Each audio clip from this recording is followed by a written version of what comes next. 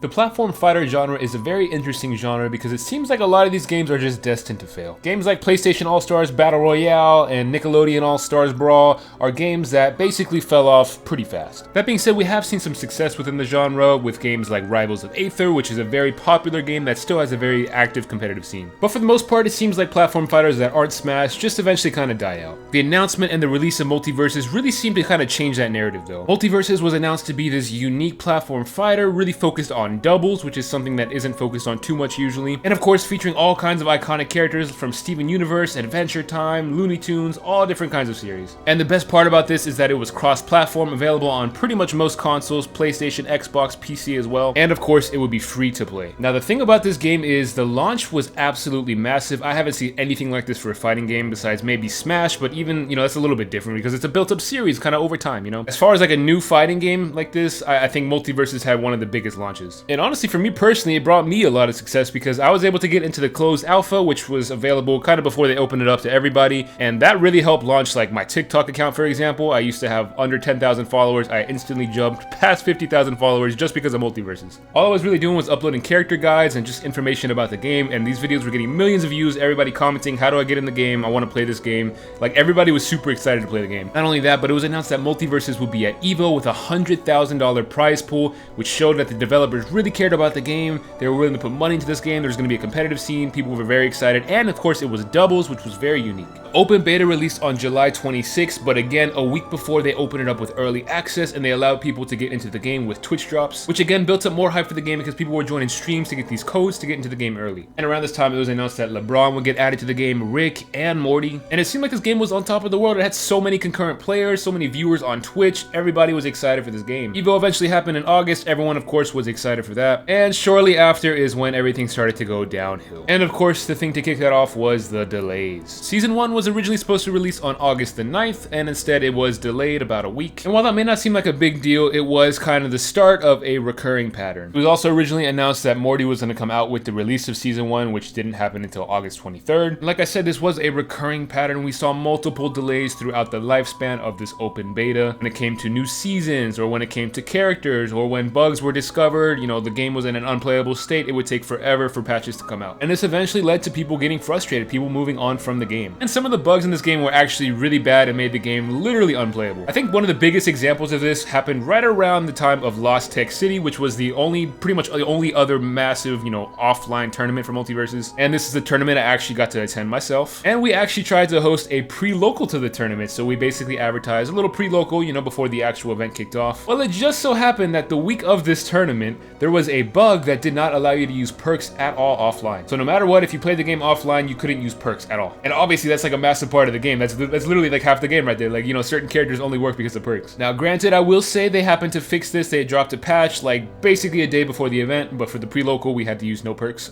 But there was another issue that was very apparent at this tournament, and that was the issue with controllers. The control system was unbearable offline if you played on PC. Obviously, you play on console, like you can just plug in a controller and go, but with PC, people like to use keyboards and all different types of controllers. And for some of the sets I played, it took literally almost an hour for us to get our match started because of double keyboards or just different control schemes that just wouldn't work with the game. Nice movement from everybody. That's what you like to see. Yep, the controllers are working. Good start. It was so bad that at this offline tournament, they had to play sets in top 8 online. Like, they just couldn't get it to work, so they just had the teams play online at an offline event. Like, imagine flying out to an event to play in a game competitively, and you have to play online. It just makes no sense. And to make it even worse, the servers were very unreliable, so even though they were in the same building, connected just to each other, there would still be bad signal and lag throughout the matches. Players, they've agreed, and this is how we're gonna handle this set. What I'm most interested in, however, right, is the difference in what the online environment might come, or how that might affect some of these decisions, some of these play, of course. We've got great connection here at the Techport Center here. And of course, fast forward to today, we haven't gotten any really major updates in months, and of course they most recently announced that the game is going to be shutting down in June for the most part. You can still play offline, like in training mode and stuff like that.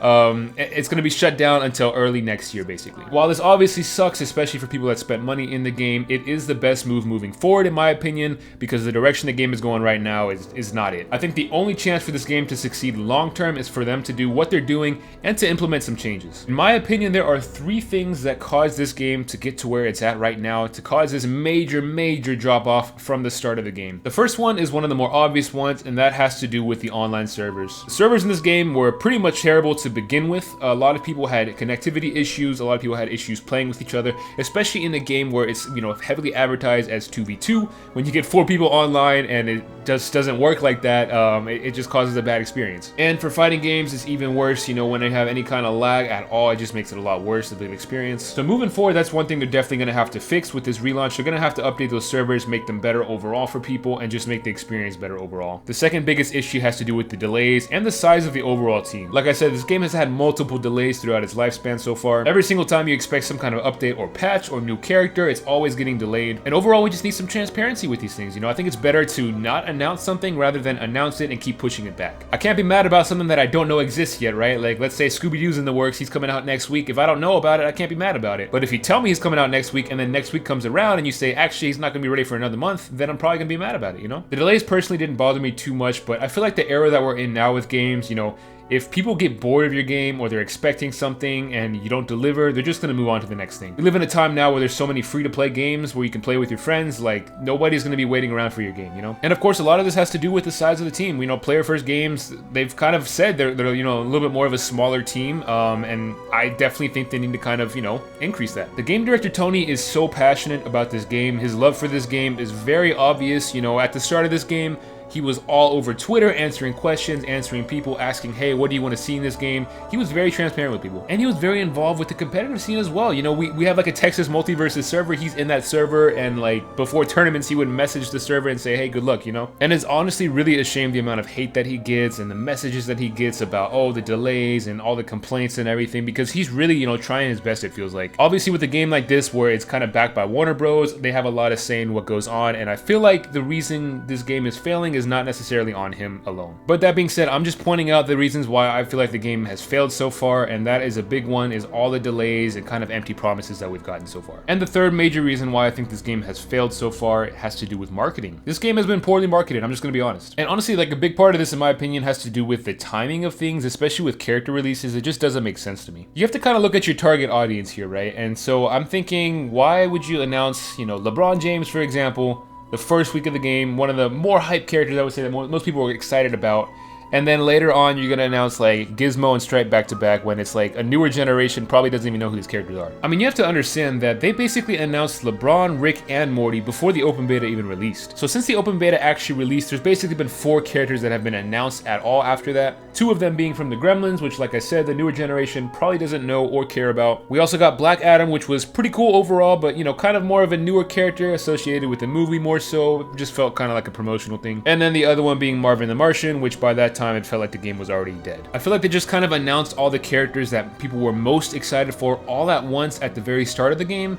And then, you know, we got a couple characters, you know, like every 2 weeks or so. And after that point, like, they just gave us characters that most people didn't want. I feel like it's better to kind of space out your characters. Obviously, like, every single character somebody out there is going to be excited for, right? But to space it out, you know, between the most hyped characters and characters that most people probably sort of don't care about as much makes more sense to me. Look at a game like Smash, for example. We got Joker as one of the first DLC characters announced. Then we got Hero, you know, which had people excited for them. Banjo, which most people really wanted to see in Smash. And then we had characters like Terry and Byleth, and then Min Min. And then we got Steve, which was another very hyped character that people were originally excited for. Now, obviously, like I said, every character is going to have some kind of an audience, some kind of person that wants to play that character and is excited for it. But I'm talking about characters that most people are really excited for, like LeBron James, Rick, and Morty. Announcing Gizmo and Stripe pretty much back-to-back made absolutely no sense to me. Now, all of that being said, I do believe this game has the ability to bounce back in 2024. Now, obviously, they're not going to retain their original player base from like the first couple weeks of launch,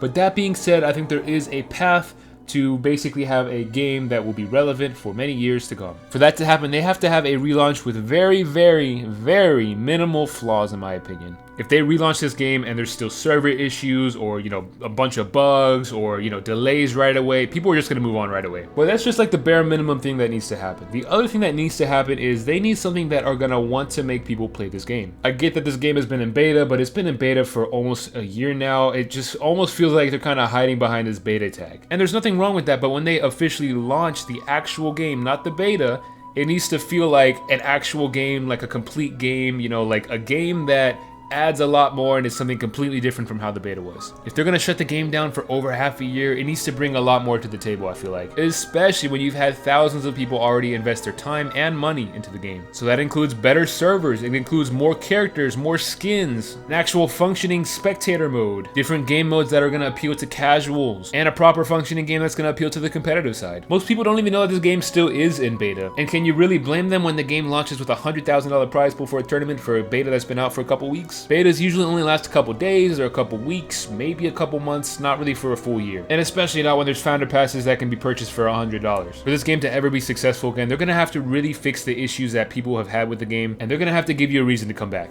And while I do think it's very possible, I can't say if it's gonna be likely or not that it happens. I feel like it's all out there, right? Like I feel like what they need to do is very clear. The question is, do they have the ability to make those changes? Like I said, I really hope this game succeeds, man. I really enjoyed playing it. You know, I enjoyed streaming it all the time, making videos for this game, and eventually just kind of died off, and it's really sad. Every character feels super unique. I love the gameplay. I love doing doubles and singles, and I really can't believe that they're shutting it down. It's crazy. So I want nothing more than for this game to actually succeed. You know, some of this might sound like harsh criticism. I'm just kind of vocalizing all the stuff that I've seen. And you know, it is frustrating because, like I said, I want this game to succeed. It's a good game overall, but it does have some major glaring issues. And I'm usually pretty patient with this kind of stuff, but you know, it does get kind of excessive at a certain point. And like I said, I'm really just pointing out why the people left. I mean, the facts are the facts. The player base significantly dropped from the start, and they have not been able to find any kind of way to get it back up. This game has something special behind it. I really believe that, and I really believe that they can bounce back. It's just a matter of will they. But that being said, let me know your thoughts in the comments. There's definitely lots of opinions with this game. Some people are really pushing for the game. They enjoy it. Other people have moved on. They hate it. I said from the start, this does not feel like a Smash clone. It really does feel like its own unique platform fighter,